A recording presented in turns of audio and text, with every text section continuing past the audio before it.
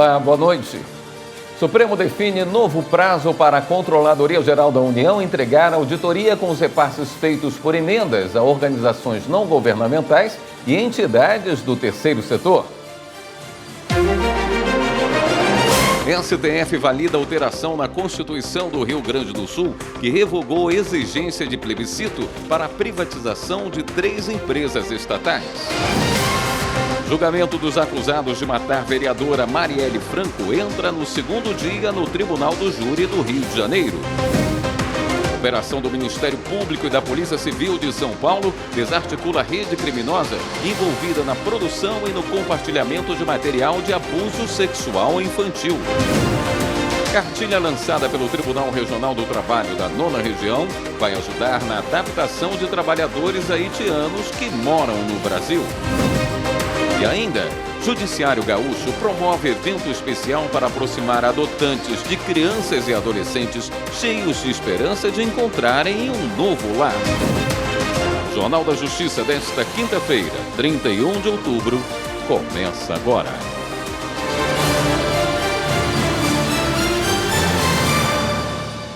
O Supremo Tribunal Federal adiou para 11 de novembro o prazo para a Controladoria Geral da União entregar uma auditoria com todos os repasses feitos por emendas parlamentares a organizações não governamentais e entidades do terceiro setor. Quem traz os detalhes é a repórter Viviane Novaes.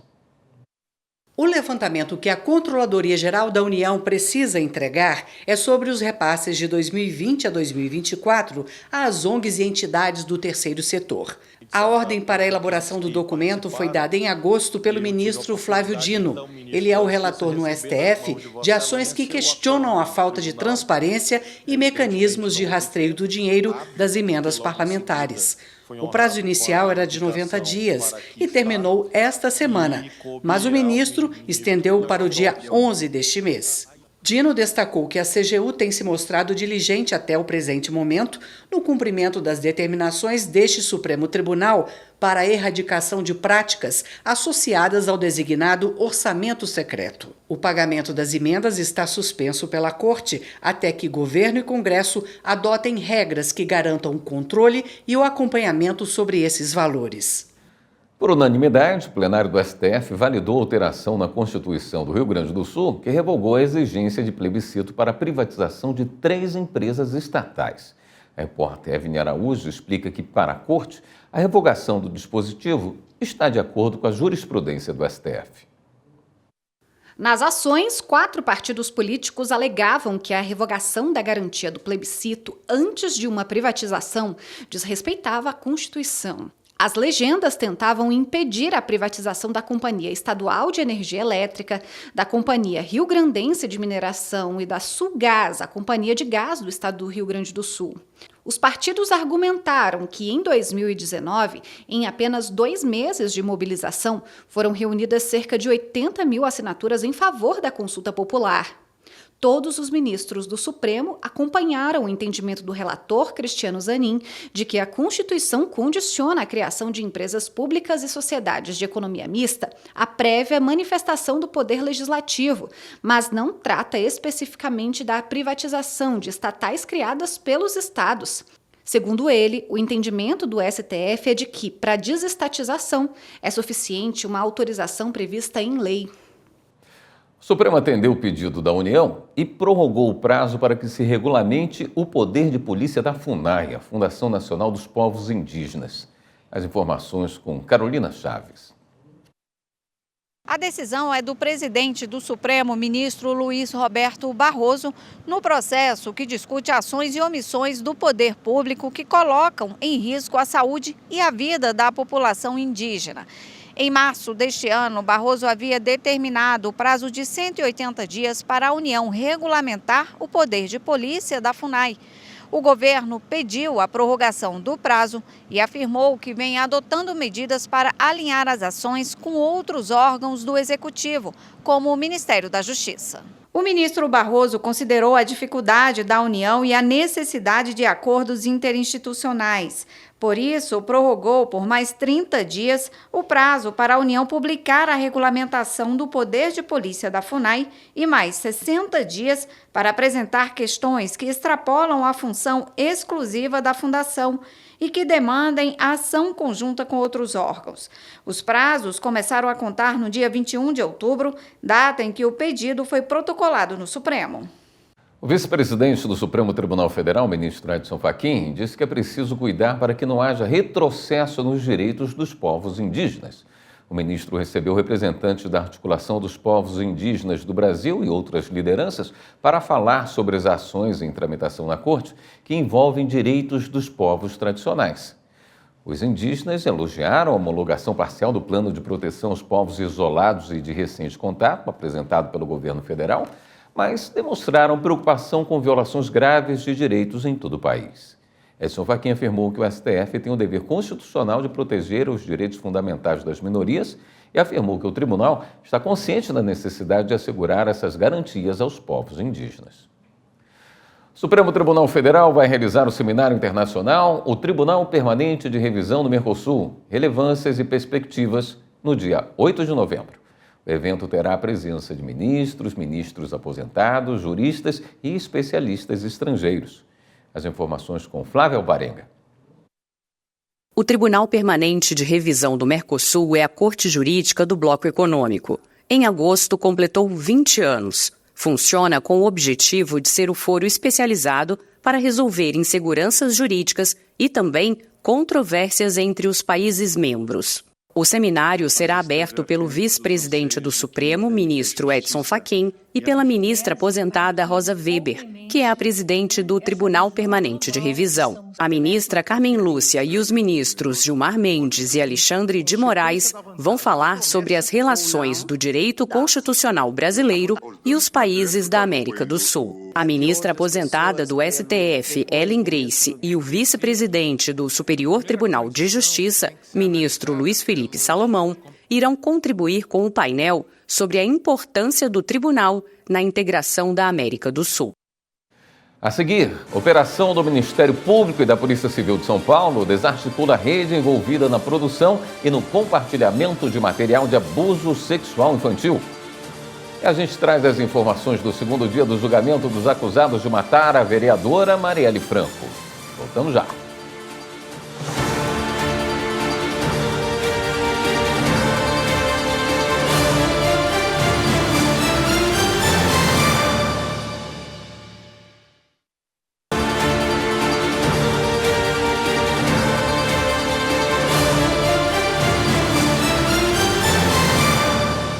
O julgamento dos assassinos confessos da vereadora Marielle Franco e do motorista Anderson Gomes foi retomado no Tribunal de Justiça do Rio de Janeiro. A sentença deve sair ainda hoje. Repórter Marta Ferreira. Os réus prestaram depoimentos e assistiram ao julgamento por videoconferência dos presídios onde estão presos. Rony Lessa está no complexo penitenciário de Tremembé, em São Paulo, enquanto Elcio Queiroz está no complexo da Papuda, presídio federal em Brasília. Os dois revelaram detalhes do assassinato. Lessa afirmou que a motivação para executar a vereadora foi financeira e que ganharia 25 milhões de reais para cometer o crime. Ele narrou que esperou Marielle sair e começou a perseguição ao carro onde ela estava. Quando chegou ali próximo ao centro de convenções, o sinal estava fechado. Aí o Anderson parou o carro, o Elcio posicionou próximo e eu fiz o disparo. Já Queiroz contou que foi convidado por Lessa para participar do assassinato apenas no dia do crime. No dia do fato, eu saí de manhã para trabalhar, saía 5 para 6 horas da manhã, ia para Santa Cruz da Serra, porque eu trabalhava na escolta de caminhões. Quando foi por volta de meio-dia, eu estava em Rocha Miranda, próximo do Grêmio Recreativo Rocha Miranda, eu recebi uma chamada pelo aplicativo Confid do Rony Lessa, perguntando se eu estava trabalhando. Eu falei que estava trabalhando.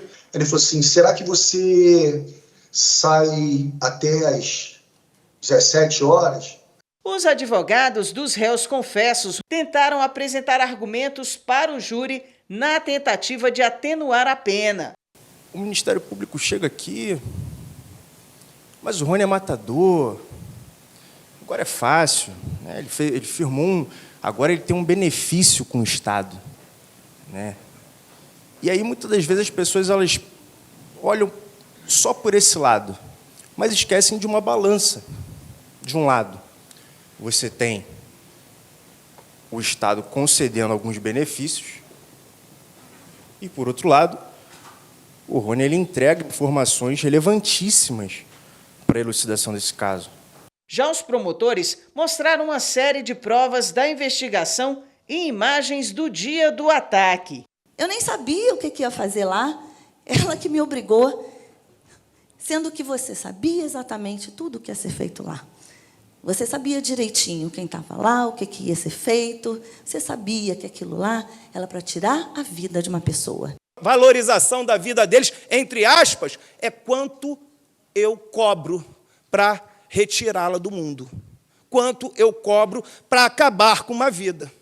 Essa é a valorização que eles dão. O júri popular é composto por 7 homens que vão decidir se os acusados são culpados ou inocentes. Os 2 réus foram denunciados por duplo homicídio triplamente qualificado, tentativa de homicídio e receptação do carro usado no dia do crime. Os 2 ex-PMs confessaram o crime ao firmar separadamente acordos de colaboração para indicar os mandantes. Lessa apontou que os mentores do assassinato da vereadora foram os irmãos Domingos e Chiquinho Brazão, respectivamente conselheiro do Tribunal de Contas do Estado do Rio e deputado federal. Operação Lobo Mau desarticula a rede que produzia material de abuso sexual infantil. Polícia Civil do DF deflagra operação contra a organização criminosa especializada em furtos de cabos e lavagem de dinheiro. E a Polícia Federal combate o contrabando de imigrantes em Rondônia e em outros 5 estados. Vamos conferir. A Polícia Federal cumpriu 35 mandados de busca e apreensão e 7 de prisão preventiva, expedidos pela Justiça em Rondônia, São Paulo, Minas Gerais, Roraima, Acre e Amazonas. A Operação Everest foi para desarticular um grupo criminoso que explorava o contrabando de imigrantes ilegalmente para os Estados Unidos. O Ministério Público de São Paulo e a Polícia Civil do Estado desarticulam uma rede criminosa envolvida na produção, armazenamento e compartilhamento de material de abuso sexual infantil. A Força-Tarefa tem o apoio de instituições e da Embaixada dos Estados Unidos. Foram presos 2 homens e outros 94 mandados de busca e apreensão cumpridos em 20 estados e no Distrito Federal. A Polícia Civil do DF realizou uma operação para acabar com uma organização criminosa especializada no roubo de cabos de transmissão de dados, telefônicos e de energia elétrica, além de praticar lavagem de dinheiro. Foram cumpridos 21 mandados de prisão preventiva e 48 de busca e apreensão, além do bloqueio de mais de R$5 milhões em contas bancárias dos investigados. A organização usava estabelecimentos de reciclagem e de ferros velhos, causando prejuízos financeiros e operacionais à população do Distrito Federal. A Justiça Federal aceitou a denúncia apresentada pelo MPF contra o diretor e uma funcionária terceirizada da Universidade Federal da Paraíba por injúria preconceituosa. Os detalhes com Márcio Fontinelli. A partir da denúncia apresentada pelo Ministério Público Federal, a Justiça aceitou dar andamento ao processo de injúria preconceituosa contra uma prestadora de serviço e o diretor da Universidade Federal da Paraíba. Em 2022, uma estudante travesti foi constrangida ao tentar entrar no banheiro feminino. A funcionária terceirizada encaminhou a aluna à sala de administração e o diretor da instituição exigiu que ela apresentasse um documento comprovando que ela era mulher. Para o MPF, a atitude da dupla configura racismo em razão da orientação sexual ou da identidade de gênero. O Conselho Nacional de Justiça, em parceria com o Observatório do Livro e da Leitura, vai promover entre 4 e 7 de novembro a 5ª edição da Jornada de Leitura no Cárcere. O evento, gratuito e online, será aberto ao público e transmitido pelo canal do CNJ no YouTube. Acompanhe na reportagem de Carolina Chaves. O tema da 5ª edição é a leitura como caminho para a liberdade, que tem como objetivo promover o debate sobre o uso da leitura como ferramenta de transformação social para pessoas privadas de liberdade, além de qualificar a implementação de projetos de remissão de pena pela leitura. A jornada está alinhada a uma resolução do CNJ de 2021. A primeira parte do evento, no dia 4, será voltada para profissionais que atuam no sistema de justiça, como magistrados e servidores, para garantir a implementação de projetos de leitura dentro das unidades prisionais. Entre os dias 5 e 7 de novembro, a programação inclui conferências, oficinas, depoimentos de integrantes do judiciário e de pessoas privadas de liberdade. Como o de Roberto Rocco, que está preso em Tremembé, interior de São Paulo. Ele é autor de 3 livros e vai compartilhar como a leitura impactou na vida dele. A promoção do Plano Nacional do Livro e da Leitura é uma das metas do Plano Pena Justa e está alinhada às ações de enfrentamento da situação inconstitucional nas prisões brasileiras, conforme determinou o Supremo Tribunal Federal. As inscrições para a jornada podem ser feitas por link disponível no site do CNJ. A Justiça de Mato Grosso vai ganhar um centro de memória para preservar a história do judiciário e estimular a cultura jurídica no Estado. Vamos ver na reportagem de Fernanda Fernandes. O Tribunal de Justiça de Mato Grosso aprovou a criação do Centro de Memória do Poder Judiciário desembargador Ângelo Francisco Ramos, como parte das comemorações dos 150 anos da Corte Mato-Grossense. Iniciativa que, além de preservar a história da instituição, vai fomentar a cultura jurídica. Contemplará acervos representativos de comarcas históricas do Estado, além de acervos que já compõem a estrutura do Tribunal de Justiça.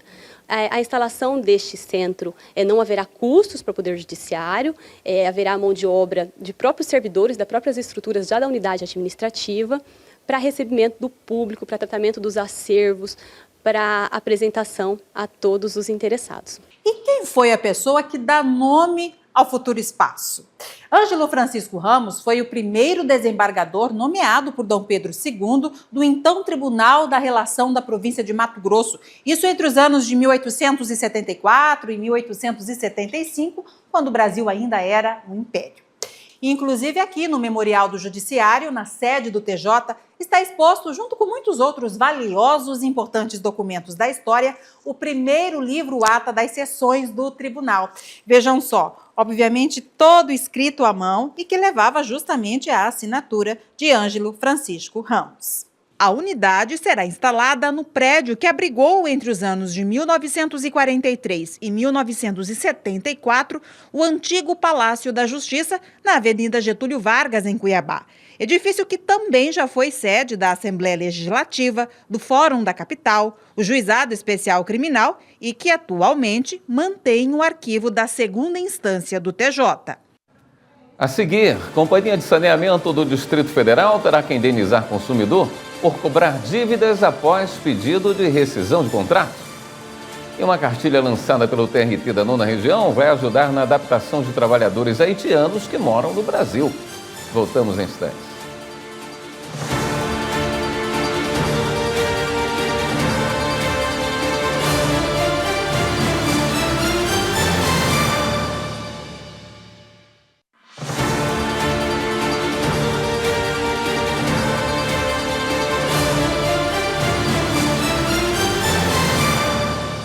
A Companhia de Saneamento do Distrito Federal, a CAESB, vai ter que indenizar o consumidor por cobrar dívidas após pedido de rescisão de contrato.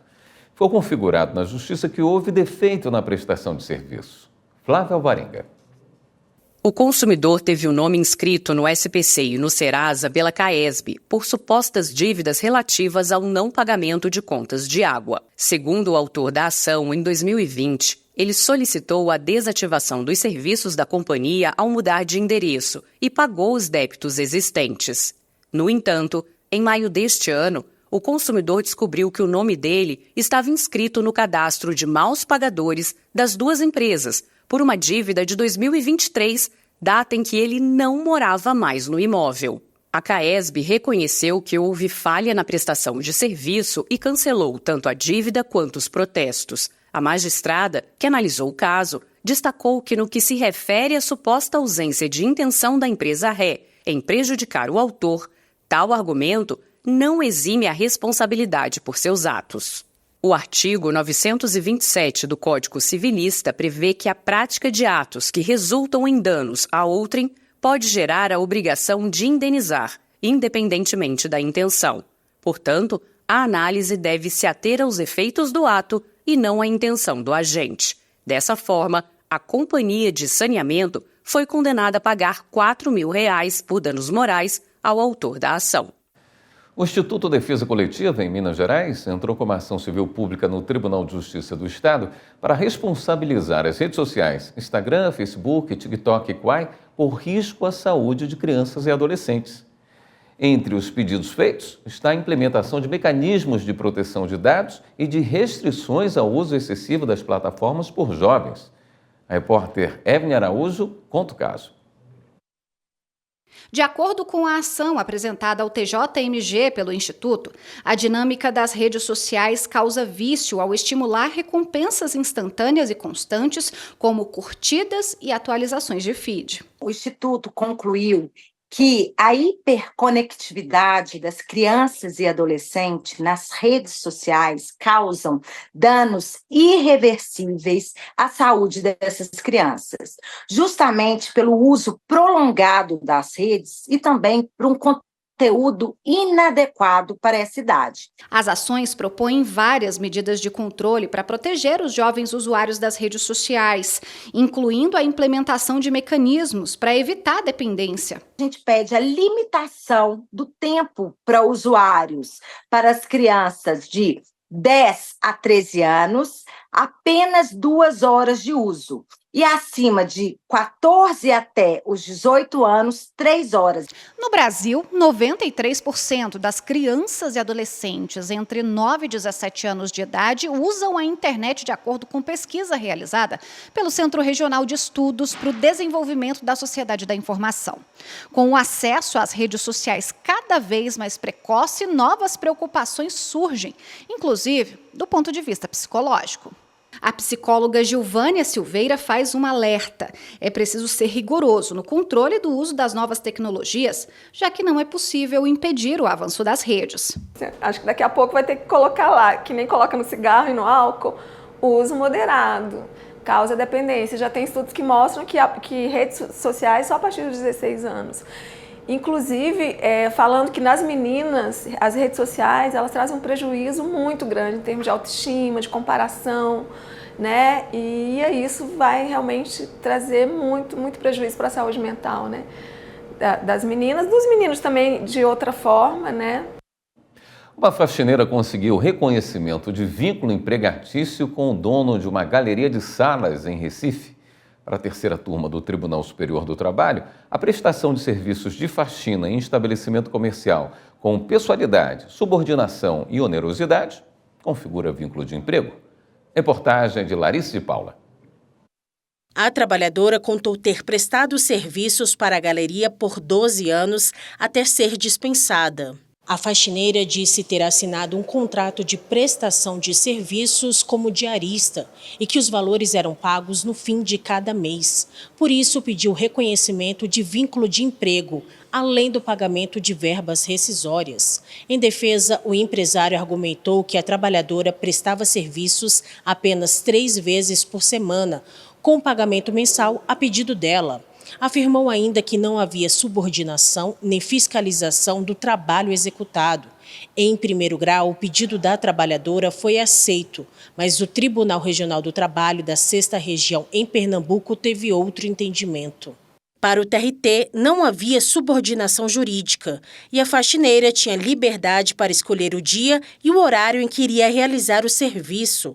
A trabalhadora então recorreu ao TST. O relator do recurso de revista na terceira turma, ministro Maurício Godinho Delgado, explicou que o caso tem de ser decidido com base no artigo 3º da Consolidação das Leis do Trabalho, que lista os requisitos para a caracterização da relação de emprego. Conforme o relator, ficou claro que a prestação de serviços se deu com pessoalidade mediante remuneração, com subordinação e de forma não eventual. Por unanimidade, o colegiado restabeleceu a sentença que havia reconhecido o vínculo de emprego da faxineira. Ainda cabe recurso. Uma cartilha lançada pelo Tribunal Regional do Trabalho da 9ª Região vai ajudar na adaptação dos trabalhadores haitianos que moram no Brasil. Escrito na língua crioulo e em português, o documento traz informações sobre a legislação trabalhista brasileira. Carolina Chaves. A cartilha esclarece as funções da carteira de trabalho e da previdência social, as formas de contratação, os direitos básicos dos trabalhadores, como repouso semanal, horas extras, 13º salário, férias e adicional de insalubridade. O documento também mostra os deveres do trabalhador, como pontualidade e uso de equipamentos de proteção individual. A iniciativa vai ajudar os haitianos que chegam ao Brasil e têm dificuldade em entender a língua portuguesa. Desde 2010, quando houve o terremoto no Haiti, o país enfrenta uma crise política, social e econômica que leva muitas famílias a tentarem a vida em outros países. Estima-se que 161 mil haitianos vivam no Brasil. A cartilha está disponível no site trt9.jus.br. O Tribunal Regional do Trabalho da Bahia vai realizar a Semana Nacional da Conciliação, promovida pelo Conselho Nacional de Justiça, entre os dias 4 e 8 de novembro. Repórter Carolina Vasco tem os detalhes. Dialogar, equilibrar o que é pedido em um processo e solucionar. A via da conciliação tem sido cada vez mais difundida na Justiça do Trabalho da Bahia e no Brasil. A desembargadora responsável pelo Centro de Conciliação de Segundo Grau do TRT5 fala das demandas da unidade. O processo de segundo grau envolve aqueles processos que estão com recurso ordinário em vias de julgamento ou que já foram julgados e se encontram já com recurso de revista, em juízo de admissibilidade. Então, esse processo eles podem sim ser remetidos para o Sejus, para a tentativa de mediação e conciliação. Entendemos que a via da conciliação sempre será a melhor solução para as partes, porque mesmo que haja esse interesse de se utilizar essa via recursal e de se aguardar esses resultados, mas a conciliação abrevia tempo, abrevia espera. O TRT da Bahia já participou de 2 mutirões de conciliação este ano. A Semana da Conciliação de Maio, que movimentou cerca de 170 milhões, e a Semana da Execução Trabalhista, com movimentação de 362 milhões de reais em acordos. Agora, o regional se une à Semana Nacional da Conciliação do CNJ, que abrange o Judiciário Brasileiro. É mais uma semana, se inicia a partir do dia 4 de novembro até 8 de novembro, a última do ano.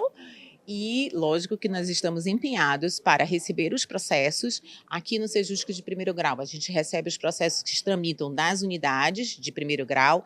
E esta semana, diferente da Semana Nacional de Execução, aqui a gente recebe qualquer processo em qualquer estágio. Como diz o tema dessa semana, né? Tempo de conciliar. Então, vamos aproveitar todas as empresas que temos já convênios, termos de cooperação, e vamos colocar processos em pauta, atender os pedidos das partes que foram enviados para também incluir esse processo em pauta. Todas as unidades Sejusc, tanto no primeiro quanto no segundo grau, estão empenhadas para a realização dessas audiências, com aumento da pauta de processos em pauta, para a gente possa ampliar realmente o atendimento de semana, para dar mais visibilidade a essa forma de solução de processo, que é pela conciliação. A seguir, mais uma turma do projeto Falando Direito se formou com cerimônia no Superior Tribunal de Justiça. E a gente traz os detalhes da proposta que amplia a atuação da União nas ações de segurança pública. Voltamos em instantes.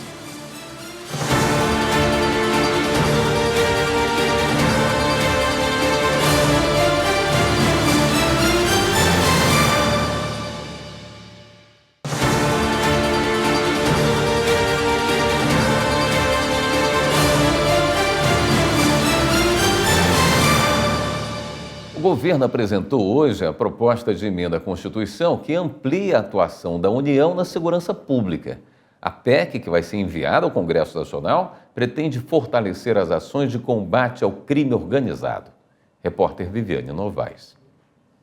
A apresentação da proposta de emenda à Constituição no Palácio do Planalto contou com representantes dos 3 poderes. O presidente Luiz Inácio Lula da Silva defendeu um pacto entre os governos federal, estaduais e municipais para combater o crime organizado, que está crescendo dentro e fora das cadeias. Para o ministro da Justiça, Ricardo Lewandowski, é preciso fazer mudanças estruturais na área de segurança pública.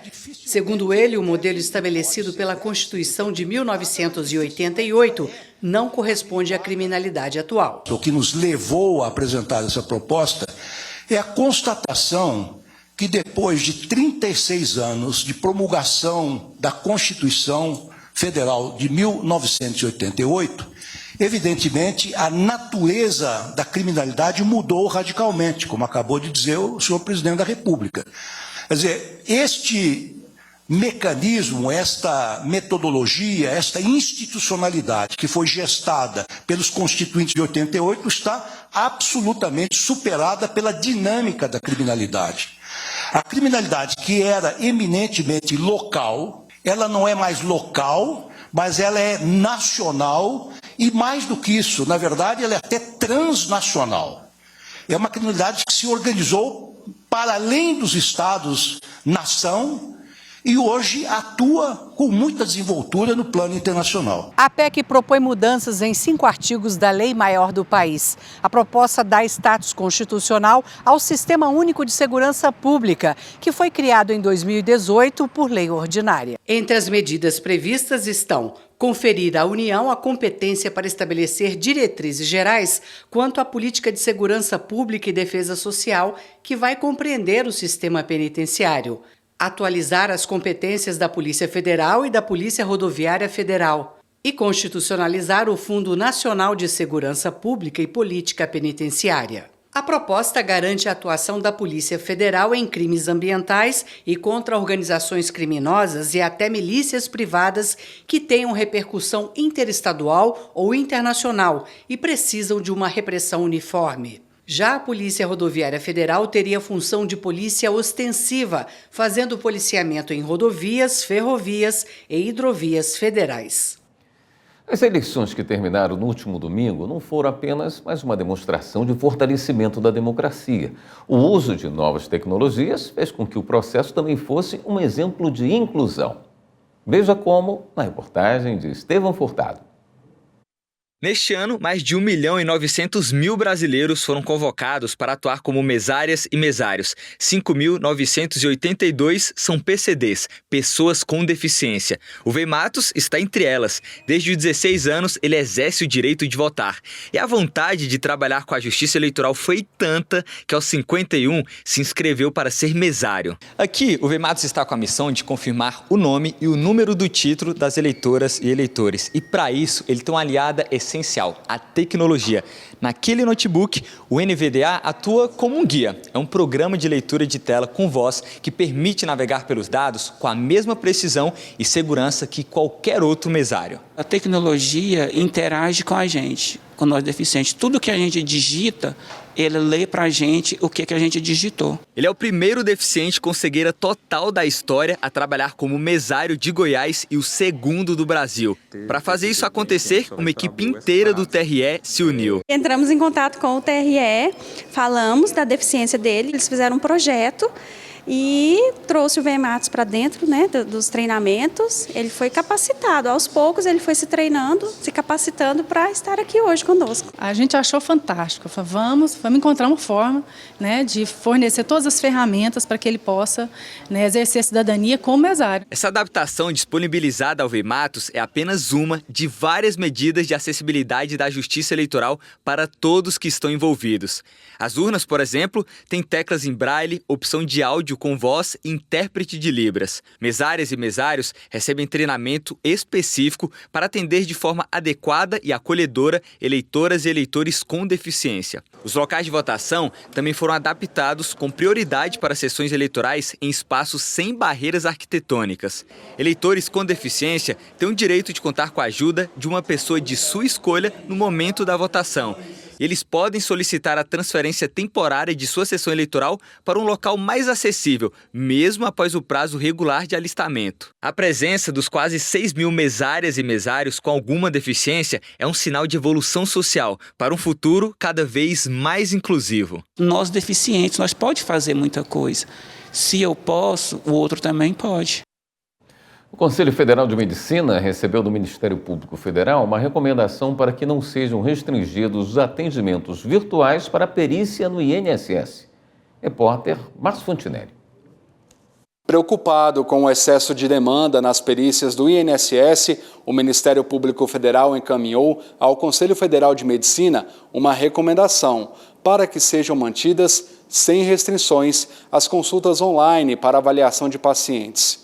Ao acompanhar as ações do governo federal para aumentar e melhorar o atendimento aos beneficiários do INSS, o MPF constatou que alguns médicos estavam sendo notificados pelos conselhos regionais e federal em razão dos trabalhos feitos por telemedicina. O CFM tem um prazo de 30 dias para responder se vai ou não acatar a recomendação. A quarta turma do Superior Tribunal de Justiça decidiu que, para extinguir o patrimônio de afetação de um empreendimento imobiliário, é preciso quitar as obrigações com o agente financiador. A reportagem de Liamara Mendes. O patrimônio de afetação é um regime jurídico em que o patrimônio da obra, como o terreno, por exemplo, fica separado do patrimônio da incorporadora. A medida assegura ao comprador que os recursos destinados à construção não serão usados em outra coisa. O caso analisado pelo STJ trata de uma empresa que, durante a recuperação judicial, tinha 6 empreendimentos financiados pela Caixa Econômica Federal sob o regime de patrimônio de afetação. Após a conversão em falência, o juízo de primeiro grau determinou que esse patrimônio ficasse separado da massa falida até o início do respectivo termo ou que a finalidade fosse cumprida. A Caixa visava a venda das 26 unidades de um condomínio residencial em construção que ainda não haviam sido negociadas. O juízo de primeiro grau impediu a negociação, mas o Tribunal de Justiça do Paraná acolheu o recurso da instituição financeira e reformou a decisão. O relator do caso no STJ, ministro Antônio Carlos Ferreira, explicou que o patrimônio de afetação protege os recursos destinados à construção de um empreendimento, afastando o risco de desvio de verbas. Ele destacou que, segundo a legislação, a extinção desse patrimônio depende da comprovação da quitação integral do financiamento da obra. O colegiado da terceira turma acompanhou o voto do relator. Com isso, negou o provimento ao recurso especial da massa falida da incorporadora para impedir que as unidades ainda não vendidas fossem comercializadas para quitação do débito. Mais uma turma do projeto Falando Direito se formou. A cerimônia foi no Superior Tribunal de Justiça com a presença de diversas autoridades. 2 estudantes ganharam bolsa de estudos. Quem acompanhou foi Kátia Gomes.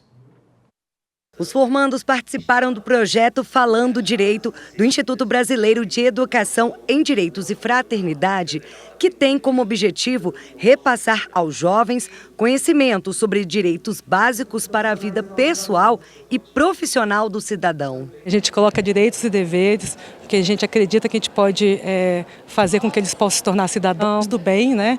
E que a gente possa disseminar junto à família, à comunidade, né? A cultura da paz, né? E que a gente possa construir uma sociedade mais livre, igual e principalmente fraterna, solidária e fraterna. Conhecer essas garantias ajudou a mudar a visão de futuro de muitos jovens. O curso me abriu a mente, porque antes eu tinha certeza de que queria psicologia, mas hoje em dia o curso me mostrou que também tem psicologia jurídica. E eu vi que isso também seria muito importante, que é muito bom. É um projeto muito interessante porque ele possibilita com que nós, estudantes da rede pública, estejamos tendo um contato mais amplo com o direito e observando a importância que ele tem na nossa vida em diferentes áreas. Gabriela participou do curso em 2022, entrou na faculdade de Direito e hoje é monitora do projeto. Eu amo estar aqui, é a vida que eu quero, e ver esses jovens que tiveram um caminho parecido com o meu é algo muito gratificante. O Falando Direito existe há 10 anos e formou mais de 10.500 estudantes. O ministro do STJ, Reinaldo Soares da Fonseca, é diretor acadêmico do IEDF e reforçou a importância do estudo na vida de cada um. Esse projeto tem um reflexo muito grande no desenvolvimento desses adolescentes dentro do mercado de trabalho, que já estão conquistando o mercado de trabalho, bolsas de estudo para o ensino universitário e, ao mesmo tempo, tem a grandeza de levar o sentimento de homens livres, homens iguais e homens fraternos. Essa é a grande mensagem desse projeto. A cerimônia de formatura foi realizada no auditório externo do STJ e reuniu diversas autoridades. Os alunos receberam diplomas e 2 deles, que se destacaram ao longo do curso, foram premiados com bolsas de estudos. Eles começam a falar dos direitos, começam a falar de perspectivas que não sabiam nem que existiam antes, assumem uma postura diferenciada perante os próprios colegas de forma mais altiva, falam melhor, né, começam a usar uma impostação de voz melhor, são mais seguros, né? Então, assim, não só na questão da postura, mas também de vislumbrar um futuro melhor. Isso é notável. Durante o evento foi lançado o e-book do IEDF, Nossos Tempos, Nossos Direitos, na linha da vida. Fruto do projeto Falando Direito, o material foi atualizado para oferecer conteúdos relevantes e práticos, essenciais para a formação cidadã dos jovens participantes. Além disso, foi assinado um termo de cooperação formalizando a participação de monitores universitários das instituições envolvidas nas atividades do projeto. A seguir, Biblioteca Nacional completa 214 anos. O Judiciário Gaúcho promove evento especial para aproximar adotantes de crianças e adolescentes cheios de esperança de encontrarem um novo lar.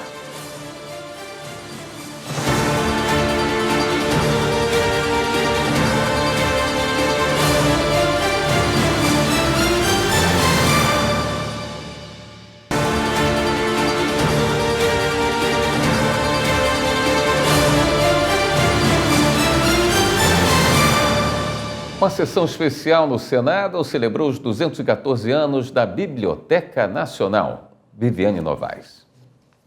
A homenagem ao aniversário da Biblioteca Nacional foi feita no plenário do Senado Federal e contou com representantes de embaixadas de vários países e de entidades ligadas à cultura. O senador Paulo Paim fez um pronunciamento em nome da casa. Ele falou sobre o papel da escrita e a importância das bibliotecas para a civilização. A ministra da Cultura, Margarete Menezes, lembrou que a Biblioteca Nacional é a maior da América Latina e uma das 10 maiores do mundo. A biblioteca foi fundada em 29 de outubro de 1810 pelo imperador Dom João VI.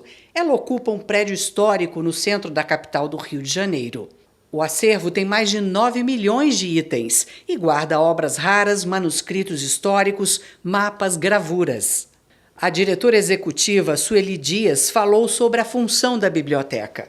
Tem como função primordial a preservação da cultura de uma nação, reunindo, portanto, o saber dos povos em todos os tempos. O presidente da Fundação Biblioteca Nacional, Marco Lucchesi, destacou o acordo com o Supremo Tribunal Federal para a checagem de informação. A checagem da informação é uma rotina da Biblioteca Nacional, na elaboração de metadados, no controle de autoridades, no resgate seguro da informação. Digamos que toda uma profilaxia, um cuidado com as fontes que destoa da indústria das fake news. Agora o assunto é a adoção. O Judiciário do Rio Grande do Sul promoveu a 6ª edição do Dia do Encontro, um evento especial que aproxima pessoas que pretendem adotar de crianças e adolescentes cheios de expectativa e esperança de encontrarem um novo lar. A reportagem é de Mauro Vercoise. Do lado dos casais que vieram para o Dia do Encontro, muita apreensão, ansiedade e expectativa. Do outro, as crianças e adolescentes, repletos de esperança e com nervosismo aparente. O projeto é muito lindo, estar aqui vivendo mesmo assim, pessoalmente, é muito legal, muito emocionante. A gente já tem uma filha, né? e aí apareceu essa vontade em ser pai novamente. E por que não por via da adoção, né? A tarde começa com muitas brincadeiras e interação. Assim foi a 6ª edição do Dia do Encontro entre crianças e adolescentes e casais pretendentes habilitados à adoção. A ação é promovida pela Coordenadoria da Infância e da Juventude, com apoio da Corregedoria Geral da Justiça do Rio Grande do Sul. Tem um desenho ali que foi bem emblemático e nós nos emocionamos na frente do desenho, que é esse aqui, essa mãozinha pequena buscando a segurança de uma família representada por essa mão maior. É lindo. A 6ª edição do Dia do Encontro, tenho a convicção, até pela preparação inicial, o trabalho todo da Coordenadoria da Infância e da Corregedoria Geral da Justiça, será um dia coroado de êxito, um dia de muita emoção, um dia de unir afetos, um dia de muito carinho e visa principalmente formar famílias. Família, amor, paz, esperança, casa. As crianças estão numa grande expectativa nesse dia. Os pais querem conhecer aquele filho que não foi gerado do ventre, mas do coração. Os participantes foram escolhidos por fazerem parte de um grupo de crianças e adolescentes, que chega a ter apenas 3% de pretendentes. Eles têm idade diferente das mais procuradas, de 0 a 3 anos. Os servidores da CIGRS foram os responsáveis pela organização, que contou com a animação do grupo Viver de Rir. Eles proporcionaram uma tarde de brincadeiras de quebra-gelo, facilitando a interação, agitando a todos os participantes. Ninguém conseguia ficar parado. É um projeto que tem dado certo e ficamos sempre felizes quando há essa interação entre os pretendentes e os acolhidos. E a Coordenadoria da Infância e Juventude toma muito cuidado para que realmente a gente faça esse grande evento com muito cuidado, porque afinal de contas nós estamos mexendo com os sentimentos das pessoas, né? Até hoje, 27 crianças e adolescentes já foram adotadas a partir de um Dia do Encontro e 9 estão em guarda até o momento. Na edição do Dia do Encontro de 2 anos atrás, Lucas Cauã tinha 17 anos e não esperava conseguir mais ser adotado. Estava desde os 10 anos em um abrigo. Foi percebido por um casal pretendente no evento, que mudou o perfil de procura e decidiu receber o jovem em casa, como um filho adotivo. Hoje eles voltaram para observarem mais uma criança ou adolescente, para aumentarem a família, e a emoção, de novo, tocou o coração. Eu entrei no abrigo com 10 anos e fiquei 7 anos no abrigo, né? Intercalando entre vários abrigos, entre várias casas. E é uma sensação muito boa, assim, de realização. Tu se sente seguro, assim, tu se sente, tô aqui independente do que eu fizer, do que eu disser, eu tenho uma família, sabe? A gente encarou o que eles tinham proposto de chegar de coração aberto, a gente mudou o perfil, tinha um perfil de criança de 6 anos e adotamos um de 17. Então a gente foi assim de bastante transformação, né? E ele estava sem esperança, né? Porque a estatística já estava contra menos de 3% das adoções são acima dos 13. Então quando chega nos 17, já está com 0,5% de chance de ser, né? É muito difícil, né?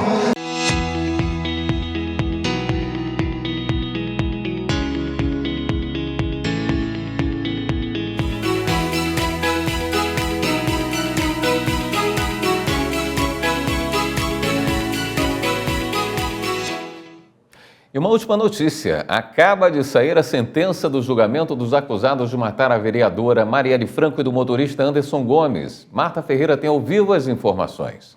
Oi, Marta, boa noite. Boa noite, William. Boa noite a todos. Só lembrando que esse julgamento estava acontecendo no Tribunal de Justiça do Rio de Janeiro. Rony Lessa foi condenado a 78 anos e 9 meses de prisão.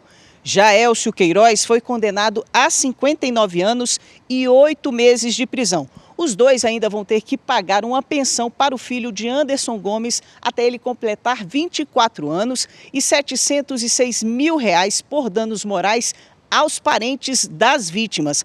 A juíza também determinou que eles paguem as custas do processo e também manteve a prisão preventiva deles e eles também não poderão recorrer em liberdade. Lembrando que Rony Lessa está preso no presídio de Tremembé, em São Paulo, e Elcio Queiroz está aqui no complexo da Papuda, em Brasília. William. Obrigado pelas suas informações, Marta. E esta edição do Jornal da Justiça fica por aqui. Uma boa noite para você. Até amanhã.